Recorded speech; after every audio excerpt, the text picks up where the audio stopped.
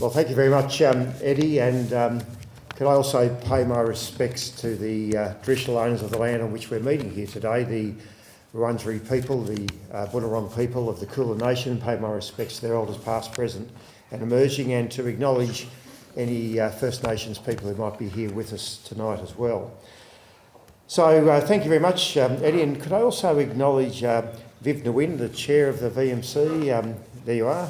A great chair of a previous chair of the VRC, and the chair when I was the Premier, George Lakakis. It's great to see George here. I'll say something about that later. Carlo Carli, who is on the federal body but was a member of Parliament with me. In fact, Carlo and I were the only two who were elected in 1994. It wasn't a general election, it was a by-election. Carlo in the by-election for Brunswick, and I was elected in the by-election for Williamstown following Joan Kerner when she resigned. So we're the class of 94, and we always will be, Carlo, you know. And of course Eddie Micallef, who I served in the Parliament with as well, but Eddie and Joy, who campaigned with me when I was standing in seats in Ballarat. I stood first in 1985. Yes, I am old. I stood in a by-election in 88 for 3 months. 3 months in Ballarat in the winter. How's that, in a by-election? And Eddie and Joy were up there campaigning for me. It was fantastic to have that. So thank you very much, Eddie. It's good to see that you're here as well. And I was indeed honoured and delighted when Eddie Micallef asked me if I would agree to be patron of the Ethnic Communities Council of Victoria. You mentioned your previous patrons, and they're both fantastic, very high esteemed people.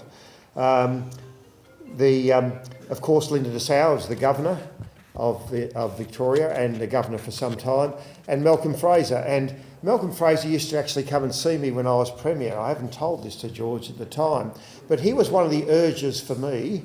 He said, why don't you have a human rights charter in Victoria?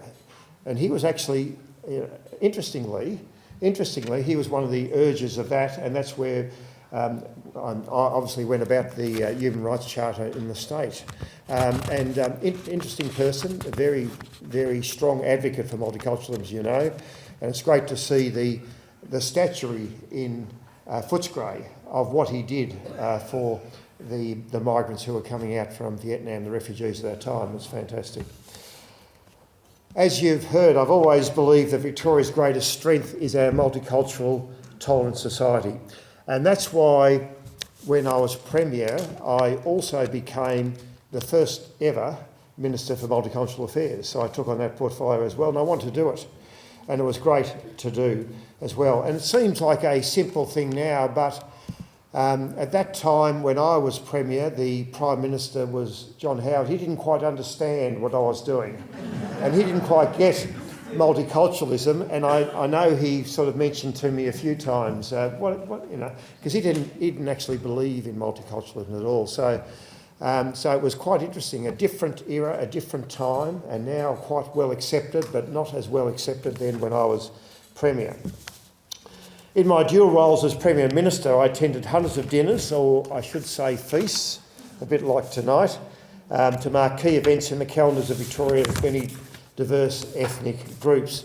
One of the things I also did as Premier was invite different parts of our ethnic communities into one Treasury Place and have functions and events there, which I thought was a good thing to do, and it was, I hope it's still going, but it was a very, very good thing.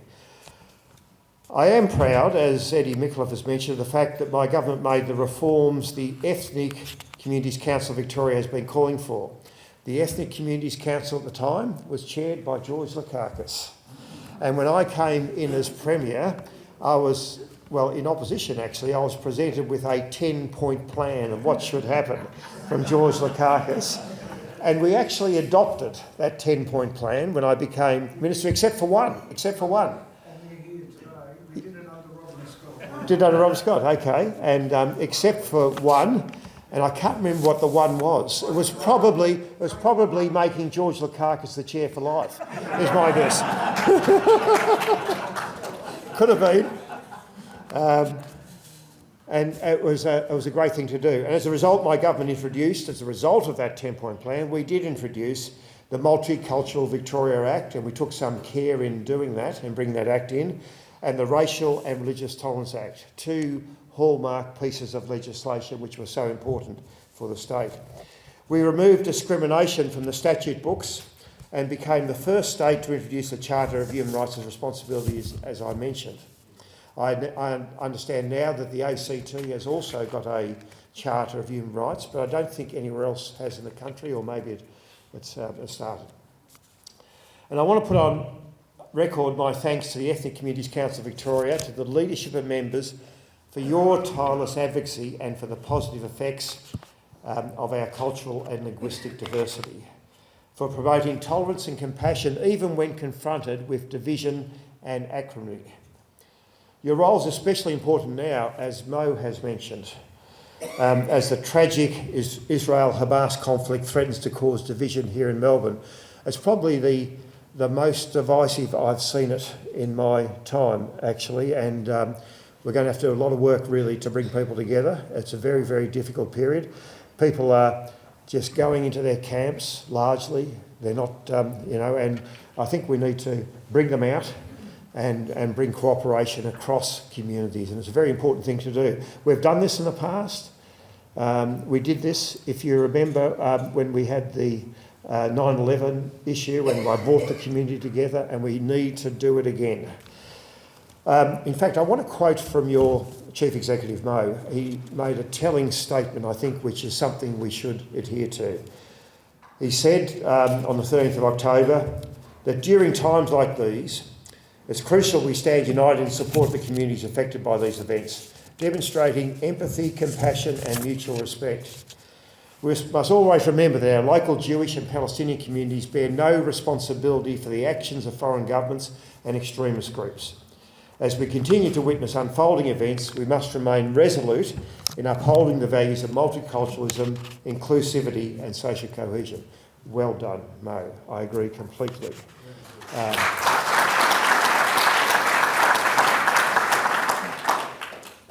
And you often find that, in the initial stage of migration to our country, that people bring with them the issues that they've had in their own country. And it's almost like a time warp. But over time, you want that to dissolve and go, and to then create their new communities here in Australia.